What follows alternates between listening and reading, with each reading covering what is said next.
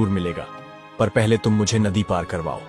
नाविक ने उसे अपनी नाव पर बैठाकर दूसरे किनारे पर छोड़ दिया।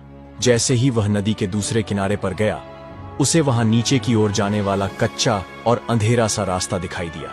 वह उसी रास्ते पर चल पड़ा। काफी नीचे पहुंचने पर वह एक पुराने से घर के पास पहुंचा, तो वह उस घर के अंदर गया। तब उसे एक बूढ़ी औरत मिली। वह बुढ़िया एक जादूगरनी थी। वह बोली, अरे बच्चे, तू कौन है और यहाँ पर क्यों आया है?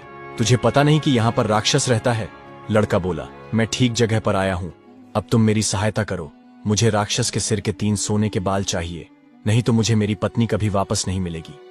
बूढ़ी जादूगरनी को उस लड़के पर तरस आ गया। बूढ़ी औरत बोली, बेटा, यह तो तेरी बहुत बड़ी मांग है, इसे पूरा करना इतना आसान नहीं है। राक्षस घर वापस आने ही वाला है। वह तुझे देखेगा तो कच्चा ही चबा जाएगा, इसलिए मुझे ही तेरी रक्षा करनी पड़ेगी। उस बूढ़ी जादूगरनी ने उसे अपने जादू से एक मक्खी बना दिया। लड़का बोला, बूढ़ी माँ, मुझे आपसे 3 सवालों के जवाब भी पूछने हैं। पहला सवाल है, एक कुआं जिसमें पहले शरबत की तरह मीठा पानी निकलता था, आजकल क्यों सूख गया है? दूसरा सवाल है कि एक सेब का पेड़ जिस पर पहले सोने के सेब लगते थे, अब उस पर पत्ते भी नहीं लगते, वह पेड़ क्यों सूख गया है? तीसरा सवाल है कि एक नाविक को क्यों हमेशा इधर से उधर जाना पड़ता है, उसे इससे छुटकारा क्यों नहीं मिलता? बूढ़ी जादूगरनी बोली, ये तीनों बड़े कठिन सवाल हैं। इन सवालों के जवाब भी हमें राक्षस से ही मिल सकते हैं, पर अब तू चुपचाप छुप जा, नहीं तो जिंदा नहीं बचेगा। थोड़ी ही देर में राक्षस घर पहुंचा। अंदर घुसते ही उसने शोर मचाना शुरू कर दिया। मुझे अपने घर में किसी मनुष्य की गंध आ रही है, आज जरूर कुछ गड़बड़ है। इतना कहकर उसने पूरे घर में झांक कर देखा, पर उसे कोई भी मनुष्य नहीं मिला।